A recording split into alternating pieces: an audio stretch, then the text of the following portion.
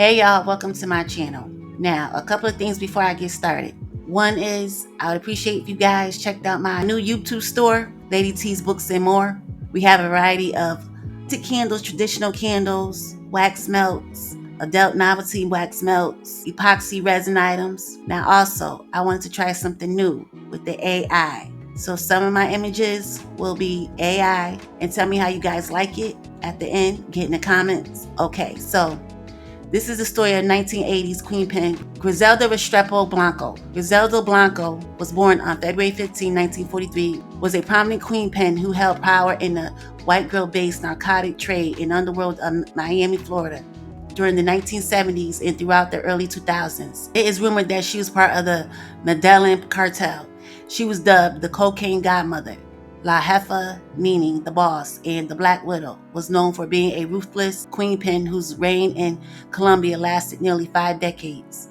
Griselda was a genius for her innovations in narcotic trafficking, even opening her own lingerie factory, making undergarments with concealed pockets for her women smugglers to move the white stuff without drawing attention. The police believe she was the cause of hundreds of homicides, including the ones of her 3 husbands.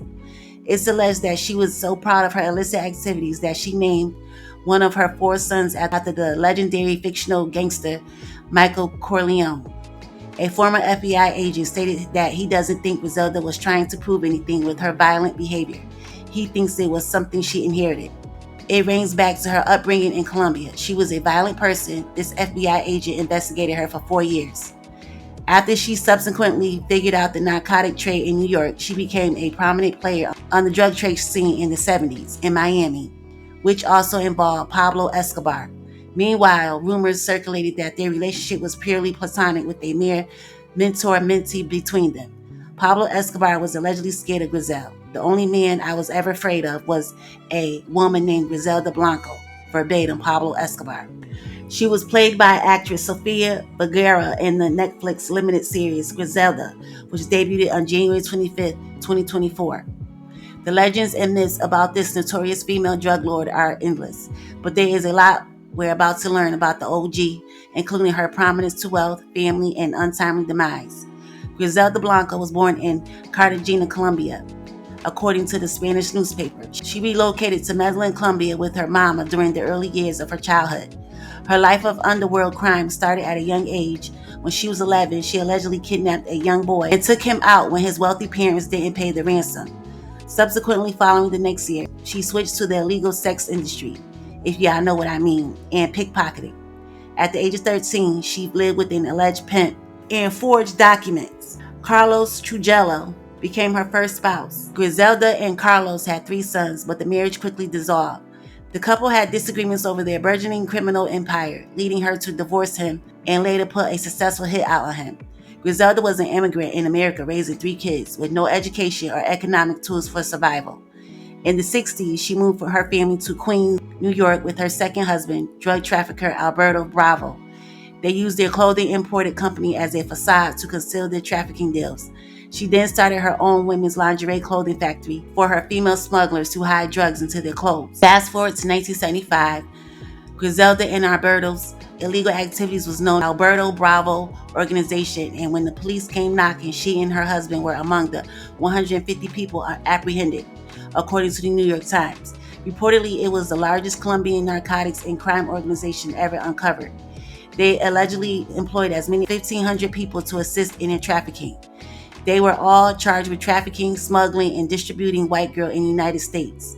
The indictment came after Griselda and Alberto ran from the feds and went back to Colombia to continue their drug business. But once they were back in their native, the godmother and her husband got into a gun battle because she thought he was stealing from her. He shot her in the stomach with his Uzi and survived, but she killed him in the capital of Bogota.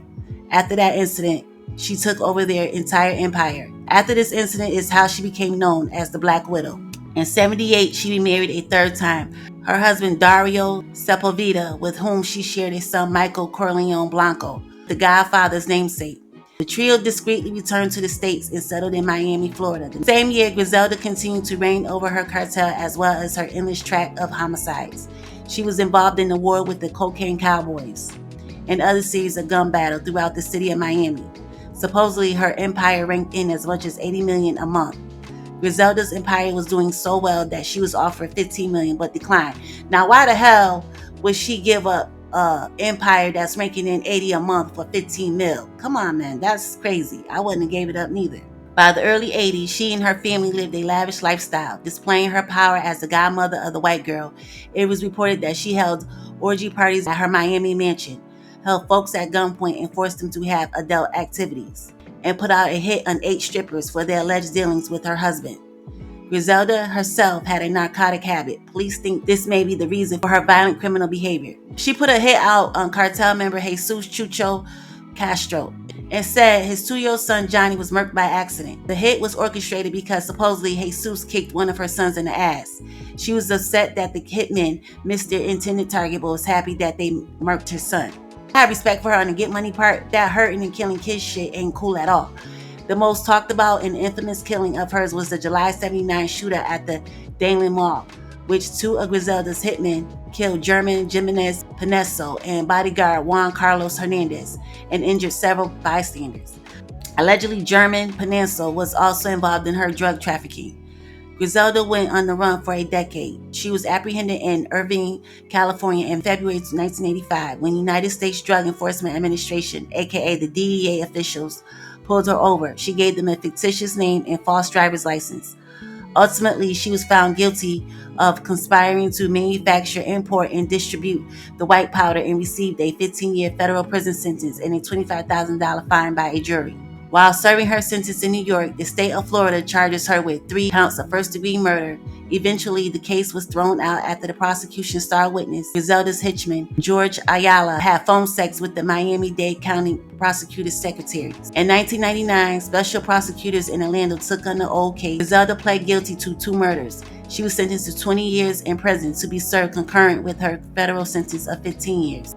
Assistant U.S. Attorney Steven Schlesinger, who prosecuted her, believes she committed and commissioned a lot more murders than the 3 which she was charged. He felt she at least committed dozens. The prosecutor said they had no idea how many murders she orchestrated in Colombia. They referred to the godmother as a complete sociopath.